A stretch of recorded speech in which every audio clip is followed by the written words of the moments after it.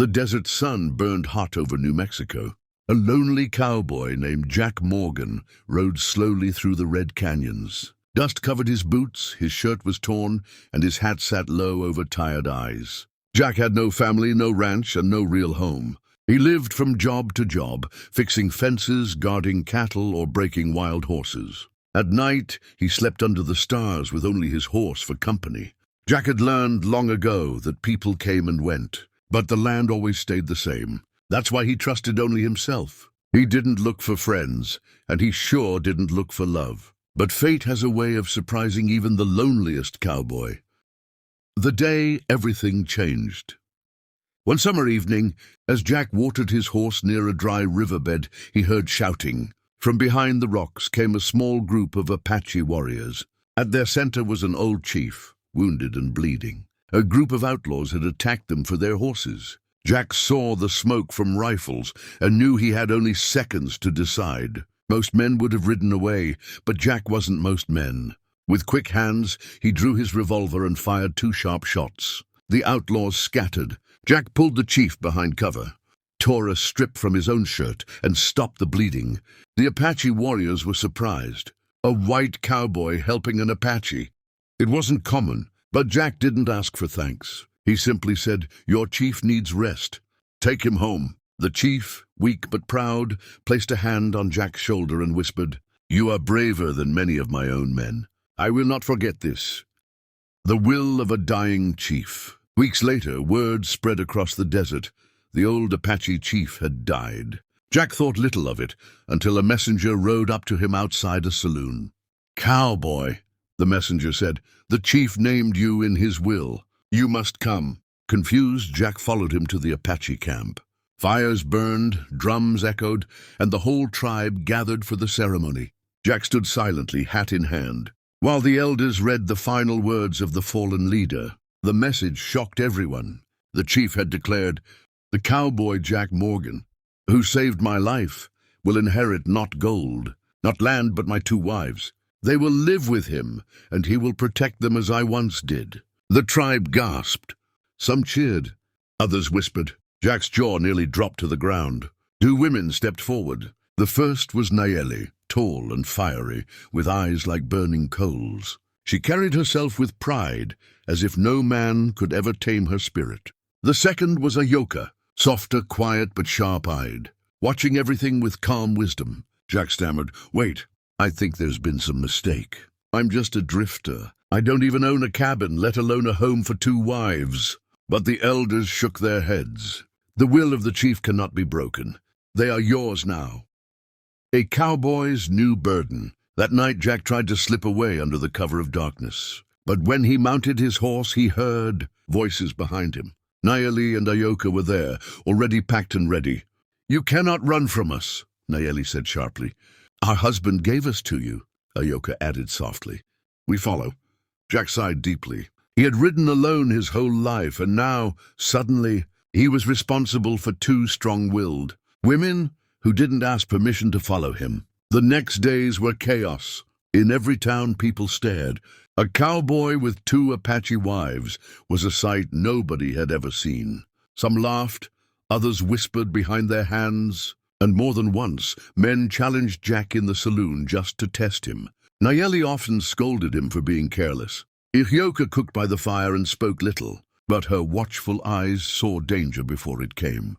Jack, caught in the middle, felt like he was riding with a storm on one side and a calm river on the other. He had wanted nothing but silence and freedom. Now he had responsibility, noise, and constant trouble. Trouble on the horizon. Word spread quickly across the Wild West. Bandits, gamblers, and bounty hunters all heard the strange tale. A cowboy who inherited the wives of an Apache chief. Some men laughed at the idea. Others grew jealous, and some saw it as an opportunity. If the cowboy carried the wives of a powerful tribe, perhaps he also carried gold, weapons, or secrets. Jack felt the eyes of strangers on him wherever he rode. He began to understand what the chief had really left him. Not just 2 women, not just company, but a burden that could bring enemies at every turn. Still, when he looked at Nayeli's fire and Ayoka's calm strength, A small thought stirred in his heart. Maybe this wasn't only trouble. Maybe it was destiny. But destiny in the Wild West always came with a price. And Jack Morgan was about to learn just how heavy that price could be. Jack Morgan had never asked for family, but now he had one. 2 Apache wives, inherited from a dead chief, followed him everywhere. One was fiery Naili, always quick to argue. The other was calm Ahyoka, whose quiet eyes seemed to read his every thought. For weeks, Jack tried to shake them off. He rode long hours, hoping they would give up, but they never did. They hunted, cooked, and slept by the fire beside him. Wherever Jack went, the women went too. He muttered more than once, "I didn't sign up for this." But whether he liked it or not, his life of solitude was over. The saloon incident. Trouble came sooner than expected. In the dusty town of Silver Creek, Jack walked into a saloon for a drink. The piano played, men laughed, and smoke filled the room. But as soon as Jack stepped inside with Naili and Ahioka, following, everything went quiet. "Look here, boys," a drunken ranch hand shouted. "Cowboy thinks he's a chief now." The room erupted in laughter. Another man stood and sneered. "2 wives, huh? Ain't that greedy, Morgan?" Jack tried to ignore them, but Naili's temper was quick. She snapped back in Apache, her words sharp as knives. Ahioka pulled her sister aside, whispering for calm, but the damage was done. The ranch hand lunged forward, shoving Jack. In a heartbeat, Jack's revolver was out, pressing against the man's chest. The saloon went silent. "Sit down," Jack growled. "I don't want trouble." The drunk backed off, but whispers spread like wildfire. By the next morning, the whole territory knew Jack Morgan was riding with 2 Apache widows, and not everyone thought that was funny. The Bandits' plan.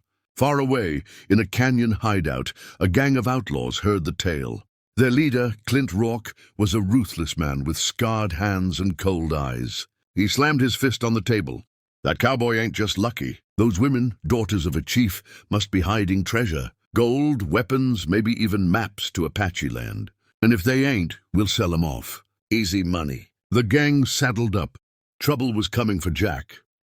Night of fire. Jack, Naili, and Ahioka made camp near the desert cliffs. The women cooked rabbit over the fire while Jack cleaned his rifle.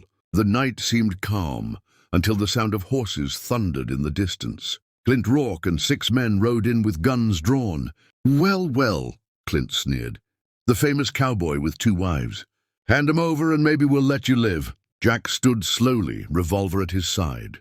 "You'll have to go through me first." The gang laughed. 1 man against 7, but they didn't count on the Apache women. With a sharp cry, Naili hurled a burning log into one outlaw's face. Ahioka moved like lightning, pulling a hidden knife from her belt and slashing another man's arm. Jack fired 3 quick shots, dropping 2 riders before they could react. The camp turned into chaos, gunfire, smoke, and shouting. The bandits thought they were chasing an easy target, but instead they had walked into a storm. When the dust settled, 3 men lay dead. 2 fled into the desert, and Clint himself stumbled away bleeding, swearing revenge. A cowboy's realization. After the fight, Jack sat by the fire, staring at the 2 women. Naili's eyes still blazed with fury. Ahioka's hands were steady, cleaning Jack's wound where a bullet had grazed him. "You saved my life," Jack admitted quietly. Naili smirked. "You thought we were your burden? Tonight we showed you we are your strength." Ahioka added softly, "The chief gave us to you not as weight, but as family. Alone, you were strong. With us, you are unbreakable." Jack looked into the fire, his chest heavy. For years he had run from people, from love, from belonging. But now, for the first time, he felt something different. He wasn't just a drifting cowboy anymore. He was part of something bigger. A new beginning. Word of the battle spread fast. Some townsfolk whispered fearfully about the cowboy, who fought like a warrior with his Apache wives. Others respected him, seeing him as a man who honored his promise to protect them. But Jack didn't care about the gossip. For the first time in years, he had people beside him, people who fought for him as hard as he fought for them. One evening, as the sun dipped low over the desert, Naili looked at him with a sly grin. "You are stuck with us now, cowboy." Jack chuckled, shaking his head. "Reckon I am." Ahioka smiled gently. "Then let us ride together, not as strangers, but as family." Jack tightened his saddle and looked toward the horizon. His old life of loneliness was gone forever. Ahead lay danger, trouble, and fights yet to come, but also loyalty, love, and a reason to keep riding.